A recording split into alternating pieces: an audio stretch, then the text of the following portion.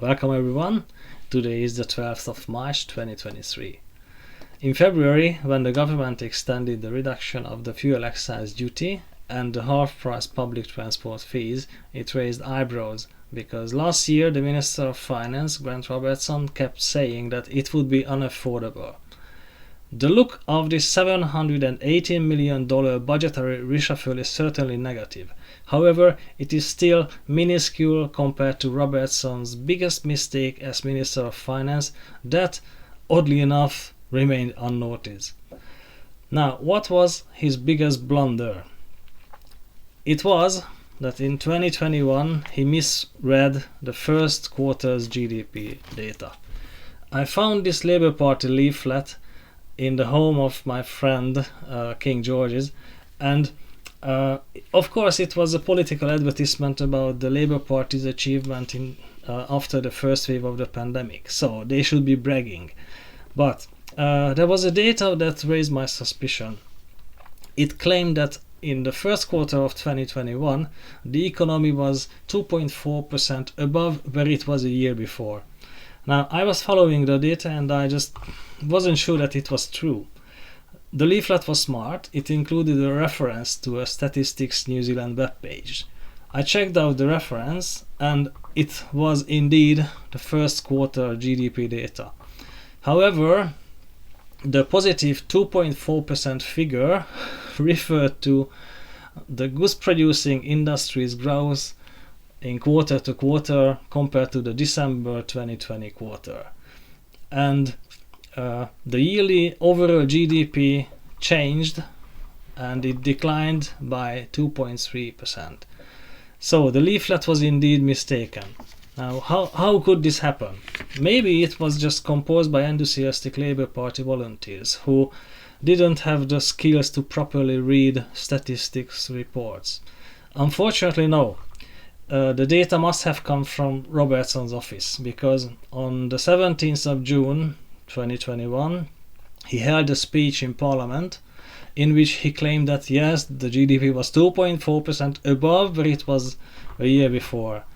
And the wording of his speech was very similar to the leaflet, so it was obviously him who had this figure. Well, the size of this mistake is roughly $15 billion. 2.4 plus 2.3 is 4.7, and at the time the GDP was altogether about $325 billion. So if we do the math, it comes up to more than $15 billion. And it's shocking. So obviously, if Robertson were my student in Economics 101, he would certainly fail the exam. But it gets worse, because none of the opposition parties nor their staffs, journalists, researchers noticed it. And it had serious consequences. What were these consequences? Robertson must have been in a misbelief. In July 2021, Statistics New Zealand released the inflation figures for the June 2021 quarter, and it was the first time when the inflation went above the Reserve Bank's 1 to 3% inflation target. It was 3.3%. And journalists were asking Robertson what his opinion was about this, what the causes of the high inflation were. And he said it was simple. The New Zealand economy was growing strongly, and strong growth can cause higher inflation rate as well. Now, the problem is that it's obvious the government didn't pay attention to the risks of inflation. The opposition parties started raising the problem in early 2022. They claimed there was a cost of living crisis in New Zealand, and the government took its first measure to fight inflation only in March 2022. Now, this 8 months delay might cause Labour's election loss as well. And it's unacceptable that the opposition parties didn't notice this mistake and the Minister of Finance misread the data. This kind of economic illiteracy is just simply not acceptable in Parliament. Now, this points to a larger cultural issue, which is, political parties should take economic issues more seriously. It's enough to note that after the finance ministership of Roger Douglas, the country has had 8 ministers of finance: David Cahill, Ruth Richardson, Bill Birch, Winston Peters as first treasurer, Sir Michael Cullen, Bill English, Stephen Joyce, and now Robertson. Among these 8, it was only Bill English who had an economics degree. Robertson has a politics degree. And I think political parties should appoint economists on the party list for the election, who later might become finance spokespersons and or ministers of finance. Well, the problem is even deeper, because if there is no economist among the MPs, they might not require the parliamentary service to hire economists for researchers' roles. So they might miss the relevant figures as well.